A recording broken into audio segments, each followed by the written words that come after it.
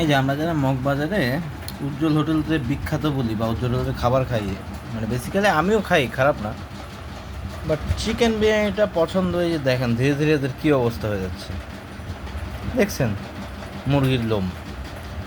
তো এটা হচ্ছে সেকেন্ড টাইম পেলাম এই বিরিয়ানিটাতে, আজকে যেটা খাচ্ছি এটাতে। হ্যাঁ, এই যে এর আগেও একটা পাইছি, এই যে দেখেন ডানা আর কি, ঠিক আছে, এরকম একটা পাইছি। সো একটা থাকতে পারে নর্মাল ভেবে ছেড়ে দিলাম।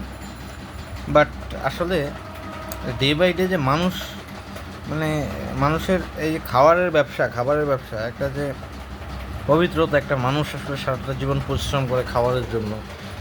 এই যে উজ্জ্বল হোটেল দেখছেন, খাবারের জন্য পরিশ্রম করে, আর এই খাবারটা নিয়ে আসলে এত জঘন্যতম ব্যবসা বাণিজ্য, এটা আসলে ডে বাই ডে বেড়ে যাচ্ছে ঢাকা শহরে। জঘন্য ব্যবসা, মানে যা পারে তাই বিক্রি করে দিচ্ছে আর কি মানুষের, আর আমরাও আসলে খাচ্ছি।